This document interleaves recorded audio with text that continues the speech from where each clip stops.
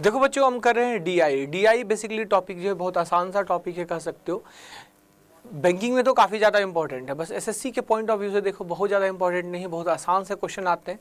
पहले प्री में एक क्वेश्चन आता था, डीआई का सेट आता था, मतलब 5 क्वेश्चंस होते थे, और मेंस में 2 डीआई होते थे, मतलब 10 क्वेश्चन होते थे। लेकिन इस बार का पैटर्न बता रहा हूँ, लेटेस्ट पैटर्न क्या हुआ कि प्री में एक भी क्वेश्चन डीआई के नहीं था, और मेंस में जो क्वेश्चन की अगर मैं बात करूँ, मेंस में क्वेश्चन की बात करूँ तो मेंस में टोटल 5 क्वेश्चन थे, टोटल मतलब एक सेट था। किसी प्री में कुछ सेटों में, सारे सेट की बात नहीं कर सकता हूँ, लेकिन कुछ सेट में प्री में भी क्वेश्चन पूछे गए थे।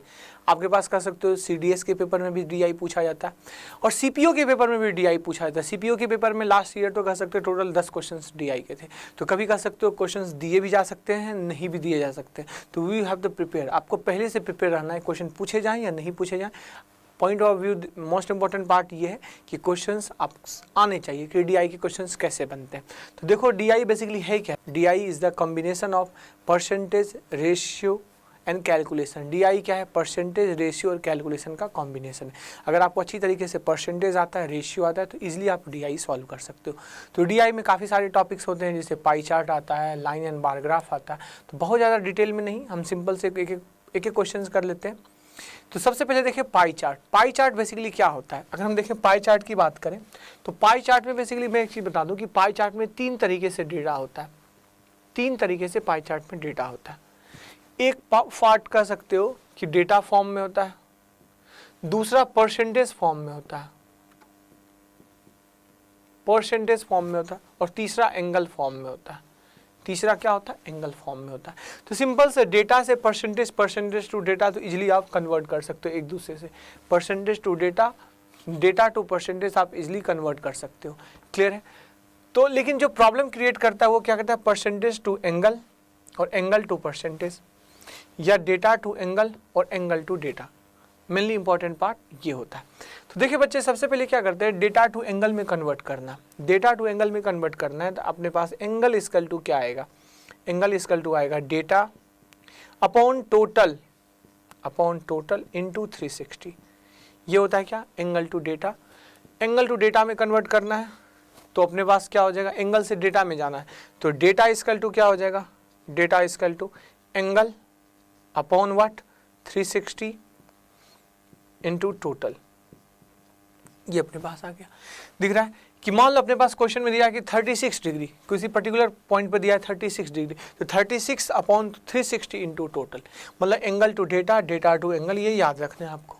डेटा पहले से दिया है, एंगल में कन्वर्ट करना है तो क्या होगा अपने पास? डेटा अपॉन टोटल इंटू 360, तो क्या हो गया? एंगल में कन्वर्ट हो जाएगा। और एंगल दिया हुआ डेटा में कन्वर्ट करना है तो एंगल अपॉन 360 इंटू टोटल क्या हो जाएगा? डेटा हो जाएगा। तो ये तो आसान सा था, data to angle, angle to. अब करते हैं एंगल टू परसेंटेज और परसेंटेज टू एंगल। क्या होता है इंपॉर्टेंट पार्ट कि अगर अपने पास एंगल निकालना है परसेंटेज के फॉर्म में तो अपने पास क्या होगा? परसेंटेज अपॉन क्या? 100, percentage upon 100 into 360। It means कि 2 18 जा 2 5 जा। तो क्या एक फॉर्मूला नजर आया? फॉर्मूला क्या नजर आया कि परसेंटेज में, परसेंटेज को अगर आप मल्टीप्लाई करते हो 18/5 से तो क्या बन जाएगा? ये एंगल बन जाएगा। ये क्या बन जाएगा? एंगल बन जाएगा। Got it? ये एंगल बन जाएगा। और एंगल में मल्टीप्लाई करते हो 5/18 से तो ये क्या बन जाएगा? परसेंटेज बन जाएगा। तो यह इंपॉर्टेंट है, यह याद रख सकते हो कि परसेंटेज अगर दिया हुआ है, परसेंटेज में 18/5 से मल्टीप्लाई करते हो तो ये क्या बन जाता है? एंगल। और एंगल में मल्टीप्लाई करते हो 5/18 से तो क्या बन जाता है? परसेंटेज। इसी बेसिस पे हम क्वेश्चन करेंगे डीआई में। तो डीआई में जब क्वेश्चन आएगा परसेंटेज और एंगल का तो उस तरह देखेंगे, यहाँ वहाँ यह फॉर्मूला अपने को याद होना चाहिए कि एंगल से परसेंटेज, परसेंटेज टू एंगल, या angle to data, data to angle क्या करते हैं। देखो इसी बेसिस पे हम क्वेश्चन स्टार्ट करते हैं पाई चार्ट के।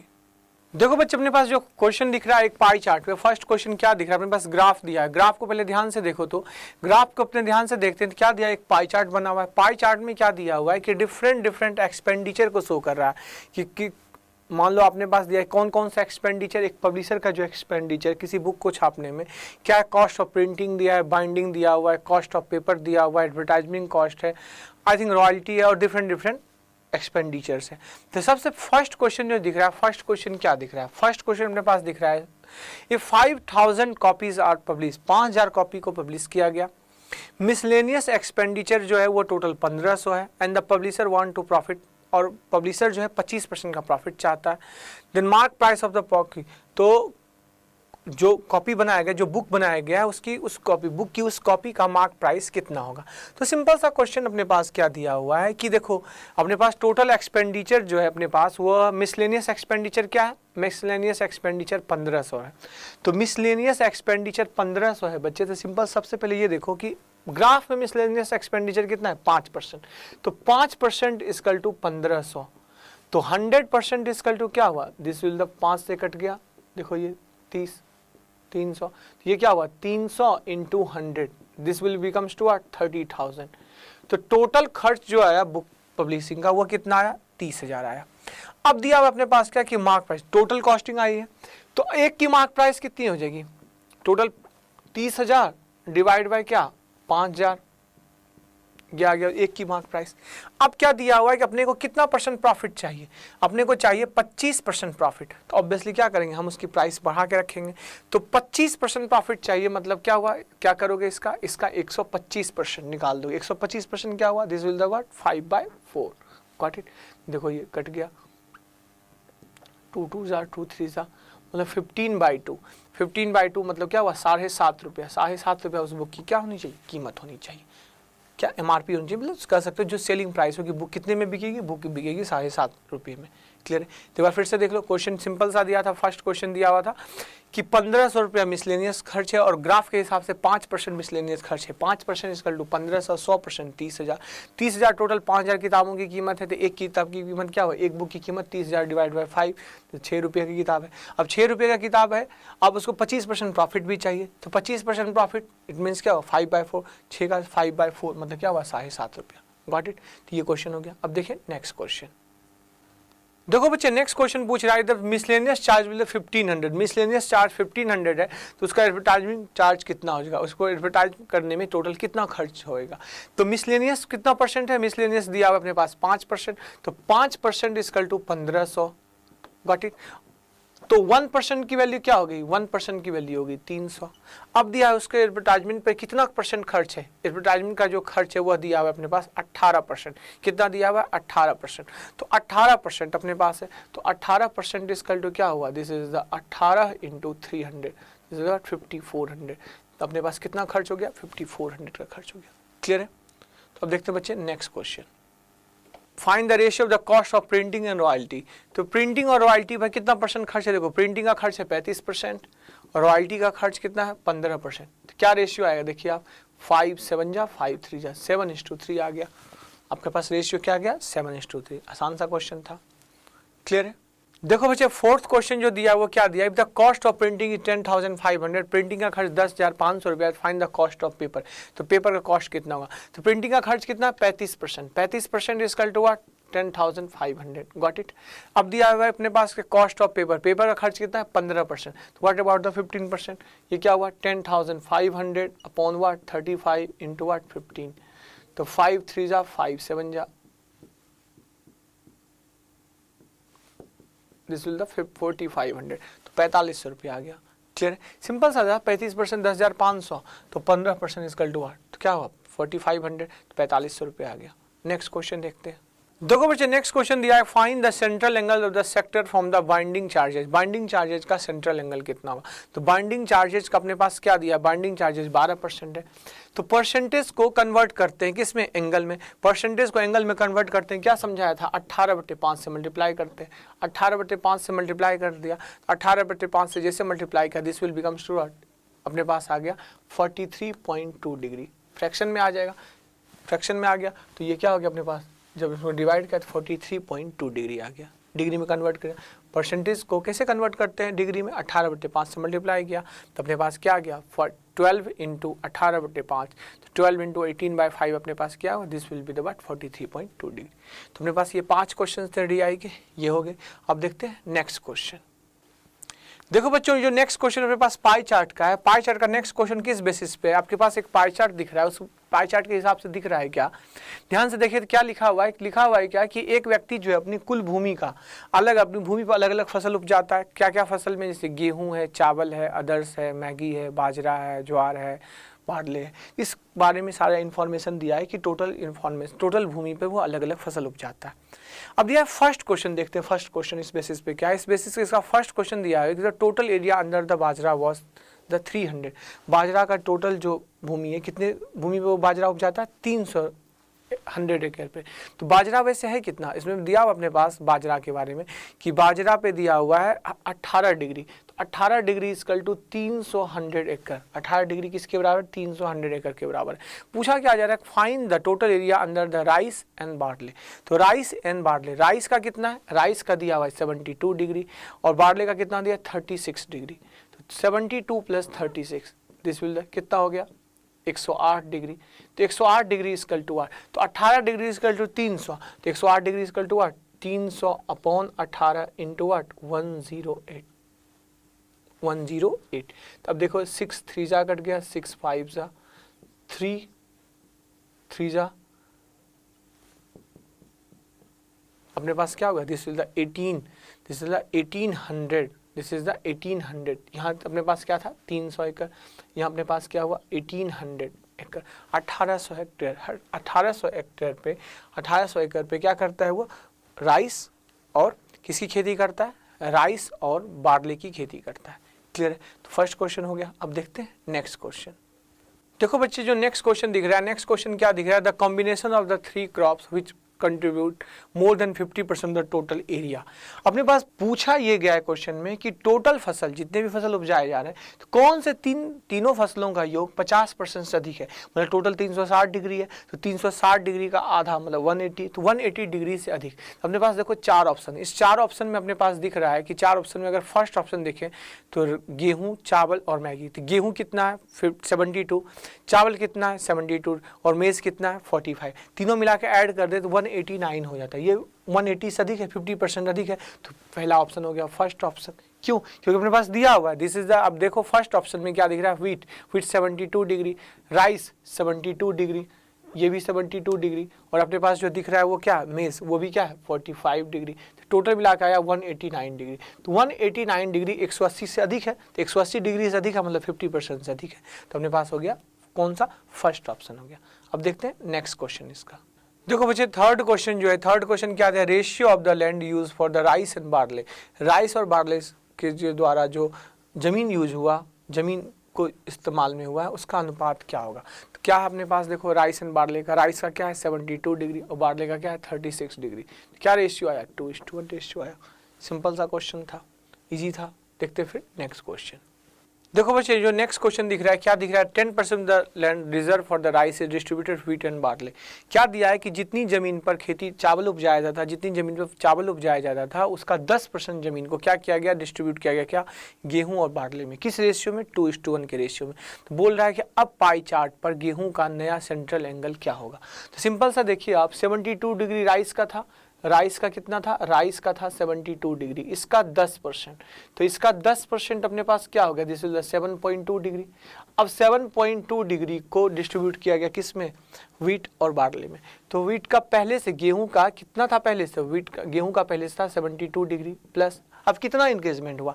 किस रेशियो में बटाइए? यह बटा व्हीट और बार्ले में किस रेशियो में? 2:1 रेशियो में। मतलब व्हीट को कितना मिला? 2 भाग, कितने में से? 3 भाग में से। कितना? 72 का।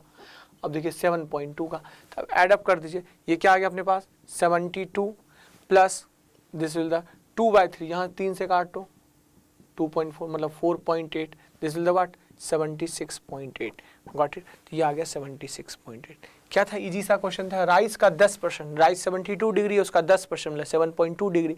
अब 7.2 डिग्री डिस्ट्रीब्यूट हुआ व्हीट और बार्ले में। किस रेशियो में? 2:1 में। मतलब 2 पार्ट, कितने में से? 3 में से। तो 2/3 पार्ट और इंक्रीज हो गया। तो पहले से 72 डिग्री था ही, और 2/3 पार्ट 72 का क्या हुआ? 7.2 का 4.8, मतलब एडअप हुआ 76.8। आ गया आंसर। अब देखते हैं नेक्स्ट क्वेश्चन। देखो बच्चे देखते हैं जो नेक्स्ट क्वेश्चन है, इस पाई चार्ट का कर सकते हो पांचवा क्वेश्चन। इस पाई चार्ट का पांचवा क्वेश्चन क्या दिख रहा है, the production of rice is 5 times of jowar. Rice का प्रोडक्शन ज्वार का 5 टाइम्स है। तो राइस और ज्वार की बात करें तो 5 टाइम्स, ये 1:5 कर सकते हो। राइस 5 है तो ज्वार क्या है, 1 पार्ट है। नेक्स्ट लाइन जो दिया है वो क्या दिया हुआ है कि ज्वार इज 2 टाइम्स ऑफ द बाजरा। तो ज्वार और बाजरा की बात करते हैं तो ये 1:2 क्या हो गया, 2। तो अगर मैं यहाँ से देखूँ कि राइस, ज्वार और बाजरा का रेशियो क्या होगा, इसको क्या करूँगा, 2 से मल्टीप्लाई करूँगा। तो क्या हो गया, 10, 2 और 1 आ गया। क्लियर है। अब क्वेश्चन क्या पूछा जाए find the ratio between the per hectare of rice and bajra. Rice और बाजरा का पर हेक्टेयर कितना है, ये तो अपने पास प्रोडक्शन था, तो पर हेक्टेयर कितना है, रेशियो पूछा जाए राइस और बाजरा का। तो बच्चे ये देखो अपने पास कि राइस का प्रोडक्शन अगर 10 यूनिट हुआ है तो बाजरा का प्रोडक्शन 1 यूनिट हुआ। तो राइस का प्रोडक्शन 10 यूनिट, कितना डिग्री, टोटल जो एरिया है वो टोटल एरिया का कितना है, 72 डिग्री में से 72 डिग्री का तो कर सकते हो 360 डिग्री टोटल जमीन था। 360 डिग्री, अगर टोटल 360 डिग्री का जमीन था तो राइस उसमें कितना भाग में हुआ है, 72 डिग्री में राइस हुआ है। तो 10/70 डिग्री पर हेक्टेयर आ गया उसके पास। और बाजरा की बात करें तो बाजरा कितनी जगह पे उपजाया जा रहा था, बाजरा सिर्फ 18 डिग्री पे उपजाया जा रहा था। बाजरा के बारे में देखें तो बाजरा सिर्फ 18 डिग्री में उपजाया जाता था, मतलब 1 क्या हुआ, 18 आ गया। पर हेक्टेयर पूछा जा रहा था प्रोडक्शन। तो यहाँ ये जो रेशियो आया, प्रोडक्शन का रेशियो आया कि अगर राइस 10 यूनिट है तो बाजरा 1 यूनिट उपजाया जा रहा है। लेकिन राइस 10 हेक्टेयर, अगर राइस जो उपजाया गया 10 यूनिट तो कितने हेक्टेयर में, 72 डिग्री में, जबकि बाजरा उपजाया गया तो वह 1 यूनिट प्रोडक्शन हुआ कितने डिग्री में, 18 डिग्री में। तो अपने पास पर हेक्टेयर कैसे आ गया, दिस विल बी 18 4 जा 2 2 जा 2 5 जा। तो रेशियो क्या हुआ प्रोडक्शन इनका 5:2। पर हेक्टेयर जो प्रोडक्शन हुआ 5:2 हुआ। एक बार फिर से देखो, ये इंपॉर्टेंट पार्ट है। क्या हुआ बच्चे, यहाँ फंस सकते हैं। यहाँ दिया है 10:1, ये प्रोडक्शन रेशियो आया है। अब दिया है क्वेश्चन प्रोडक्शन रेशियो नहीं पूछा है, एक रेशियो 10:1 भी दे सकता था, लेकिन वो गलत है, वो नहीं है। पूछा क्या जा रहा है, पर हेक्टेयर, मतलब टोटल जमीन में से, जैसे मान लो कि आपने 5 हेक्टेयर में खेती किया और आपको टोटल उपज हुआ 25, तो 25/5 5 हुआ। पर हेक्टेयर आपको कितना यूनिट हुआ, 5 यूनिट हुआ। तो यहाँ 72 डिग्री जमीन पर खेती हो रही थी चावल की, उसमें से कितना उपजा, 10 यूनिट। तो 10/72 मतलब पर हेक्टेयर कितना आया, 5 यूनिट। यहाँ कितना यूनिट प्रोडक्शन हुआ, 1 यूनिट, लेकिन कितने में, 18 डिग्री। टोटल प्रोडक्शन का जो क्षेत्र था वो कितना था, 18। रेशियो पूछा जाता तो 1/18। अब दोनों को डिवाइड किया तो फाइनली आया 5:2, आंसर आया 5:2। तो ये था अपने पास 2 पाई चार्ट। अब करते हैं नेक्स्ट। देखो बच्चे अपने पास जो नेक्स्ट टाइप है, अपने पाई चार्ट किया, पाई चार्ट के बाद ये देखते हैं अपने पास बार ग्राफ है। बार ग्राफ में क्वेश्चंस भी पूछे जा सकते हैं। बार ग्राफ में क्या दिया है, किस चीज़ का बार ग्राफ दिया हुआ है, अपने पास नीचे जो रिप्रेजेंट कर रहा है वो बता रहा है वर्ड्स को, ईयर को बता रहा है। अब नेक्स्ट जो वाई एक्सिस पे वो किसको बता रहा है, वो बता रहा है टोटल अमाउंट को दिखा रहा है। ये ग्राफ में क्या दिया है, एक इनकम का ग्राफ है, दूसरा एक्सपेंडिचर का ग्राफ है। तो आप सबको पता है प्रॉफिट इक्वल टू क्या होता है, profit equal to income minus expenditure होता है। तो फर्स्ट क्वेश्चन क्या है, फर्स्ट क्वेश्चन दिया है find the profit difference between 1983 and 1984। 1983 और 1984 में बीच में प्रॉफिट का अंतर क्या होगा। तो आप देखो आपकी 1983 में जो प्रॉफिट होगा वो कितना होगा, 1983 का जो प्रॉफिट होगा वो कितना होगा। तो अगर मैं बात करूं प्रॉफिट इक्वल टू क्या होता है, profit equal to income minus expenditure. तो इनकम कितना है 50 और एक्सपेंडिचर 30, तो प्रॉफिट हो गया 20। ये सब टोटल के टोटल कितने हैं, लाख में, तो 20 लाख हो गया। 1984 की बात करते हैं, 1984 में जो प्रॉफिट आएगा वो कितना आएगा, 1984 का जो प्रॉफिट आ रहा है वो कितना आ रहा है, 40 - 30, तो ये क्या हो गया, 10 आ गया। ये 40 - 30 10 आ गया। अब बोले दोनों के प्रॉफिट का अंतर, तो 20 - 10 क्या हुआ, 10 यूनिट, तो 10 लाख हो गया क्या, दोनों के प्रॉफिट का अंतर। क्लियर है, कोई डाउट नहीं, सिंपल सा ग्राफ से दिख रहा है कि एक इनकम का ग्राफ है, दूसरा एक्सपेंडिचर का ग्राफ है। इनकम माइनस एक्सपेंडिचर प्रॉफिट होता है। तो 1983 का प्रॉफिट आ गया 20 और 1984 का प्रॉफिट हो गया 10, दोनों का अंतर क्या हुआ, 10। क्लियर है। तो अब देखते हैं नेक्स्ट क्वेश्चन। देखो बच्चे जो नेक्स्ट क्वेश्चन दिख रहा है, नेक्स्ट क्वेश्चन है कि the number of years in which the income is more than the average income of the given year.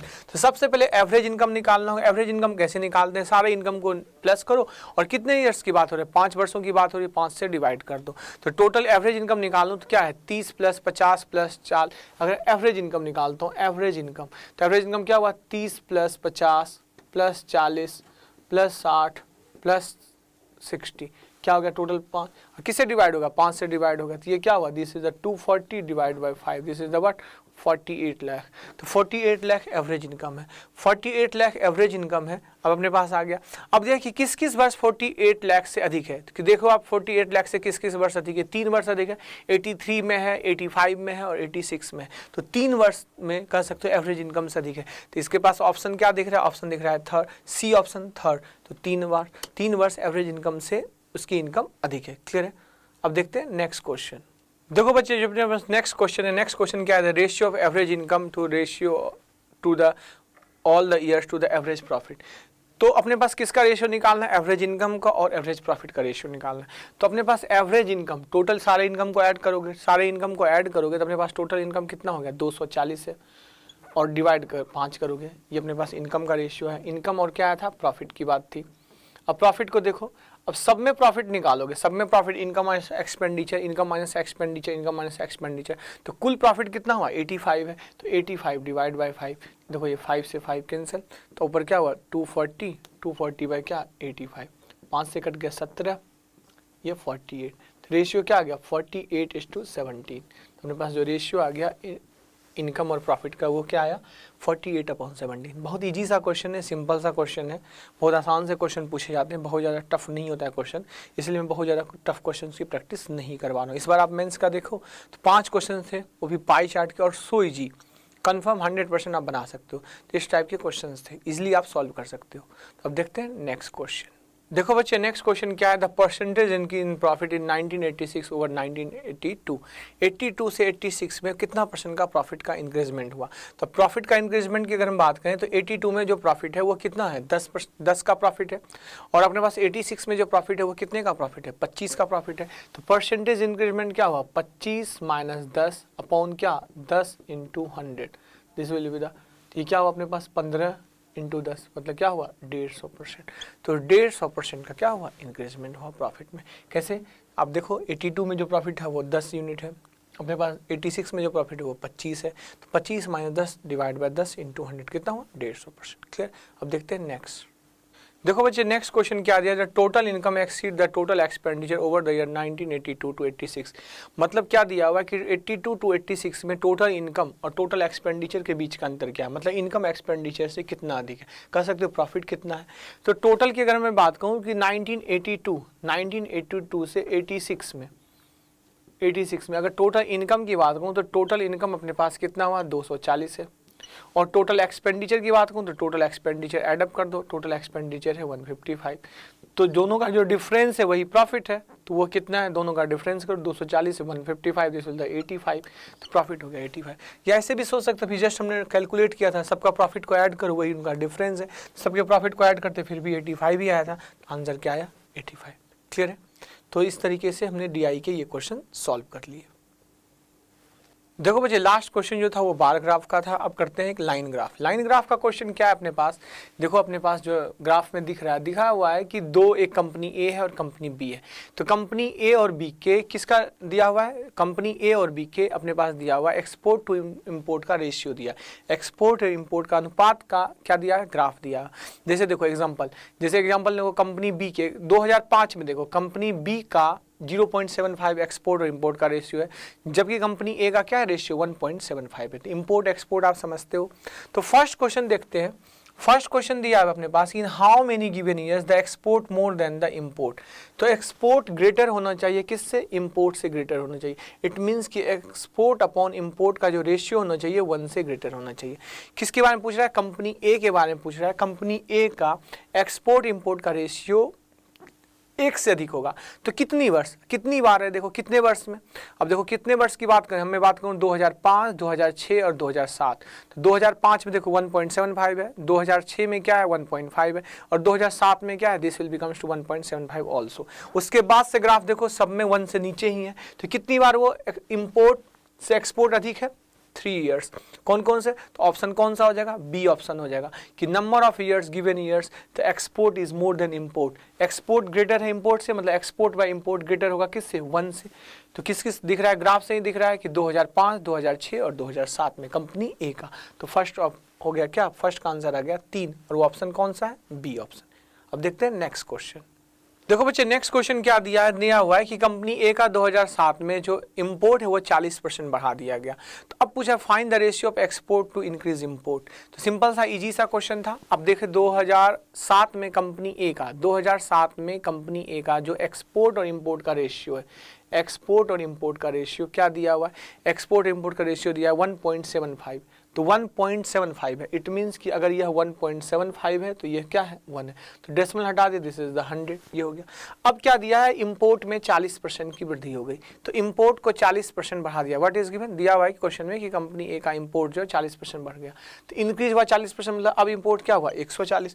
क्या है देखो बच्चे, एक्सपोर्ट तो 1.75 हो गया, इंपोर्ट 100 हो गया, 40% इंक्रीज हो गया, this will becomes to what 140, ये 140 हो गया।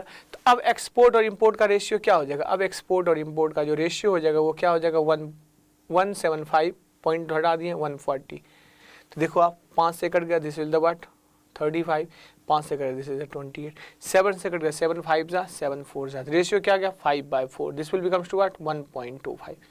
गॉट इट, आ गया आंसर 1.25। क्लियर है, सिंपल सा क्वेश्चन था। एक्सपोर्ट 1.75 है, मतलब एक्सपोर्ट और इंपोर्ट का रेशियो क्या था, एक्सपोर्ट और इंपोर्ट का जो रेशियो था वो था 1.75, मतलब डेसिमल हटाए 175/100, ये 175 ये 100।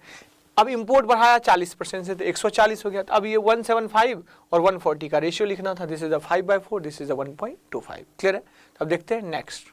देखो बच्चे नेक्स्ट क्वेश्चन क्या है, नेक्स्ट क्वेश्चन अपने पास दिया, in the export of company be in 2008 was 237 crore, 237 crore export है बी का, और पूछ रहा है उसका इंपोर्ट क्या रहा होगा। तो एक्सपोर्ट और इंपोर्ट का रेशियो क्या है देख लीजिए आप, ये दिया एक्सपोर्ट और इंपोर्ट का रेशियो 1.25। कंपनी बी का किस वर्ष की बात है, कंपनी बी का 2008 में, कंपनी बी का 2008 में 1.25 दिया, और एक्सपोर्ट दिया है 237 crore upon import is equal to क्या 1.25। तो इंपोर्ट इसकल टू क्या हुआ 237 अपॉन 1.25। गॉट इट, अपने को सॉल्व किया, सॉल्व करने के बाद ये क्या होगा, this is the 189.6 approximate value. इसकी वैल्यू क्या होगी अप्रोक्सीमेट 189.6, ए ऑप्शन है। क्लियर है, सिंपल सा इजी क्वेश्चन था। अब देखते हैं नेक्स्ट क्वेश्चन। देखो बच्चे नेक्स्ट क्वेश्चन क्या दिया बता रहा, नेक्स्ट क्वेश्चन दिया कि 2005 में, 2005 की बात करते हैं, 2005 में दिया हुआ है कंपनी ए का जो है एक्सपोर्ट दिया हुआ है कि द एक्सपोर्ट ऑफ कंपनी ए वो 2 गुना था कंपनी बी से, कंपनी बी के एक्सपोर्ट से 2 गुना था। ये एक्सपोर्ट की बात कर दिया, और यह कंपनी ए है, ये कंपनी ए है। तो 2005 में कंपनी ए, तो एक्सपोर्ट जो है वो बी से क्या था 2 गुना था। तो यहाँ बी की बात करते हैं, अगर मैं बात करूं टोटल 2000 दिया हुआ है 2005 में, तो 2005 की बात कर रहे हैं। तो यहाँ ए और बी की बात करते हैं, यहाँ ए की बात किया, यहाँ बी की बात किया, यहाँ एक्सपोर्ट की बात किया, और यहाँ एक्सपोर्ट, यह import, this is also import. अब दिया इसका एक्सपोर्ट उसके एक्सपोर्ट से 2 गुना था। अब नेक्स्ट लाइन क्या दिया हुआ है, अब दिया है कि ड्यूरिंग दिस कंपनी ए का टोटल जो अपने पास था इंपोर्ट हुआ 180 करोड़ था। तो 180 करोड़ इंपोर्ट था, तो एक्सपोर्ट कैसे निकालेंगे, एक्सपोर्ट निकालने के लिए क्या बताया कि एक्सपोर्ट और इंपोर्ट का जो रेशियो है वो क्या दिया हुआ है, एक्सपोर्ट और इंपोर्ट का रेशियो दिया हुआ है, वो दिया है 1.75। तो यहाँ से एक्सपोर्ट आ जाएगा 1.75 इंटू वाट 180, ये आ गया एक्सपोर्ट, किसका ए का एक्सपोर्ट आ गया। अब जैसे ए का एक्सपोर्ट आया तो बी का एक्सपोर्ट क्या हो जाएगा, कंपनी ए का एक्सपोर्ट बी का 2 गुना था, बी का 2 गुना दिया हुआ है कि in the company of export of company is double of company B. तो बी का 2 गुना था, अगर ए का ये है तो बी का क्या हो जाएगा हाफ हो जाएगा, मतलब 1.75 इंटू क्या 180 divide by 2, this will the, ये क्या हुआ 1.75 into what, this will becomes to what 1.75 into what 90, ये क्या आ गया एक्सपोर्ट आ गया, कंपनी बी का एक्सपोर्ट आ गया। अब इंपोर्ट निकालना है, तो एक्सपोर्ट और इंपोर्ट का रेशियो क्या है कंपनी बी के लिए, तो वह दिया हुआ 0.75। गॉट इट, तो इंपोर्ट इजकल टू क्या हो गया, इंपोर्ट निकालना, इंपोर्ट इजकल टू क्या हुआ 1.75 into what 90 upon 0.75। Got it, देखो डेसिमल हटा दिए, 25 3 जा 25 7 जा 30, this is the 210, this is the 210, तो 210 करोड़ आ गया। एक बार फिर से देखिए क्या था क्वेश्चन में दिया था 2005 की बात कर रहे हैं, तो 2005 में कंपनी ए और बी की बात कर रहे थे। तो कंपनी ए का जो एक्सपोर्ट है वो बी का 2 गुना था। एक और इन्फॉर्मेशन दिया हुआ था क्या कि कंपनी ए का इंपोर्ट 180 है, तो एक्सपोर्ट इंपोर्ट का रेशियो 1.75। तो अपने पास एक्सपोर्ट इजकल टू क्या हुआ एक्सपोर्ट इजकल टू क्या हुआ, इम्पोर्ट इंटू 1.75, तो ये आ गया। अब ये एक्सपोर्ट किसका है, ए का, तो और वो भी बी का 2 गुना है, तो बी का क्या होगा, इसका हाफ हो जाएगा, इसका हाफ हो गया, तो इसका हाफ 1.75 इंटू 90 हो गया। Got it. अब एक्सपोर्ट और इम्पोर्ट बी के लिए क्या है, 0.75 कब, 2008 में। देख लीजिए क्या दिख रहा है, 0.75 2008 में। तो 2005 में, 2005 की बात होती है, 2005 में, तो 0.5 यहाँ पुट किए, तो एक्सपोर्ट क्या हो गया, एक्सपोर्ट दिया दिस, तो इम्पोर्ट क्या हो गया, दिस अपॉन दिस, मतलब टोटल क्या, 210 करोड़। क्लियर। अब देखते हैं नेक्स्ट क्वेश्चन। देखो बच्चे नेक्स्ट क्वेश्चन क्या है, नेक्स्ट क्वेश्चन दिया हुआ, in which year the export of company A minimum proportional to its import, मतलब एक्सपोर्ट और इम्पोर्ट का रेशियो कंपनी ए के लिए सबसे मिनिमम है। एक्सपोर्ट और इम्पोर्ट का रेशियो कंपनी ए के लिए मिनिमम है। तो मिनिमम किस वर्ष दिख रहा है, ऑप्शन से देखो इस हिसाब से 2008-9 दिख रहा है, 9-8 इस तरीके से दिख रहा है। ग्राफ में भी, ग्राफ में दिख रहा है क्या, 2008-2009 में सबसे मिनिमम हो 0.75। तो फर्स्ट ऑप्शन दिख रहा है 2008 और 2009 दोनों में सेम है, तो इसलिए आंसर क्या हो गया, फर्स्ट ऑप्शन 2008 और 2009। क्लियर है। तो अपने पास ये था डीआई के क्वेश्चन। डीआई का क्या था अपने पास, लाइन ग्राफ, पिछला था बार ग्राफ, और हमने 2 पाई चार्ट के। सिंपल से ऐसे ही बेसिक क्वेश्चंस आते हैं, बहुत ज़्यादा टफ नहीं है डीआई। डीआई बेसिक, अगर आपका परसेंटेज क्लियर है, रेशियो क्लियर है, थोड़ी बहुत कैलकुलेशन आती है, तो इसलिए आप सॉल्व कर सकते हो। तो अपना डीआई कंप्लीट हो गया। अब इस बेसिस पे और आप क्वेश्चन बना सकते हो, प्रीवियस ईयर के कुछ क्वेश्चन बना सकते हो, सफिशियंट है। क्लियर है। Okay, thank you.